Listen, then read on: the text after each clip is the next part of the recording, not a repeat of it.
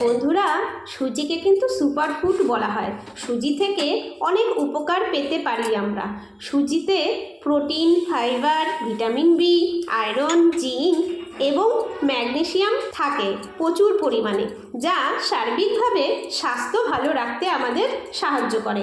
শক্তির উপাদানের গুরুত্বপূর্ণ ভূমিকা পালন করে থাকে সুজি।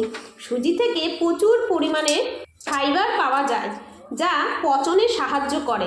কোষ্ঠকাঠিন্যেও বেশ কার্যকরী।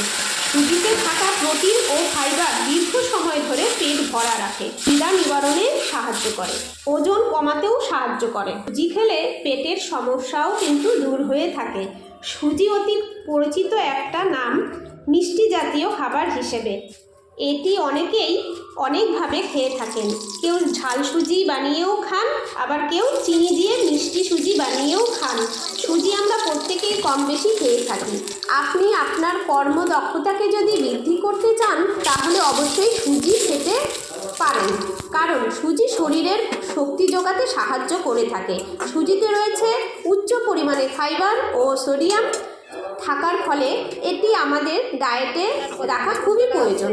সুজিতে অল্প পরিমাণে গ্লাইকোমিক উপাদান থাকে, যেটি ডায়াবেটিক রোগীদের ক্ষেত্রে খুবই উপকার দেয়। সুজিতে রয়েছে জিঙ্ক, যা আমাদের ইমিউনিটি সিস্টেমকে উন্নত রাখতে সাহায্য করে। সুজিতে 25% অংশে আছে ফসফরাস ও ম্যাগনেসিয়াম, যেটা মানব দেহের হাড়কে শক্ত রাখতে খুবই সাহায্য করে, হাড়ের ক্ষয় রোধ করতে সাহায্য করে। সুতরাং কারোর যদি হাড়ের কোনো সমস্যা থাকে, বিশেষ করে বয়সকালে মহিলাদের তো খুবই দেখা যায় যে খুবই হাড়ের সমস্যা বা বাতের ব্যথাও, কোমরের ব্যথা, হাঁটুতে ব্যথা, সেই সব মহিলাদের ক্ষেত্রে বলবো সুজি অবশ্যই তারা খাবেন। সুজি কিন্তু বাচ্চাদের ক্ষেত্রে খাওয়া খুবই প্রয়োজন, কিন্তু সুজি বাচ্চাদেরকে কখনোই চালের গুঁড়ো বা চিনির সাথে খাওয়াবেন না। আমি আমার বাচ্চাকে কিন্তু যখনই সুজি করে খাওয়াই, তখনই কিন্তু মিশ্রি দিয়ে খাওয়াই, কিন্তু মিশ্রির বদলে আপনি যদি সেখানে চিনি দেন, তাহলে কিন্তু সেটা স্বাস্থ্যসম্মত হবে না।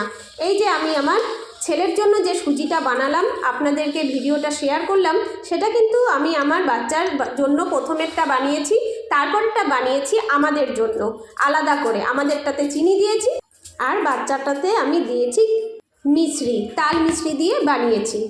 সুজি যদি কেউ বাচ্চাকে চালের গুঁড়ো চিনি দিয়ে খাওয়ায়, তাহলে কিন্তু সেটা স্বাস্থ্যসম্মত খাওয়ার হবে না, কারণ চালের গুঁড়ো আর চিনি দুটোই কিন্তু কার্বোহাইড্রেট, যেটা খেলে বেশি গুণাগুণ পাওয়া যাবে না। সুজি খাওয়া বাচ্চাদের ভালো হলেও কিছু খারাপ দিকও আছে, কারণ সুজিতে প্রোটিন নেই বললেই চলে। কার্বোহাইড্রেট বেশি হলে পরে ওজন বেড়ে যাওয়ার ঝুঁকি বেশি, পেটে গ্যাস হওয়ার ঝুঁকিও বেশি, আর ঘন ঘন খিদে লাগে। ধন্যবাদ সবাইকে। নিজেরটা কি হয়েছে তোমার? খারাপ হয়েছে? ইয়ে বাস, বলে কি আমারটা বলে, ওরটা বলে খারাপ হয়েছে।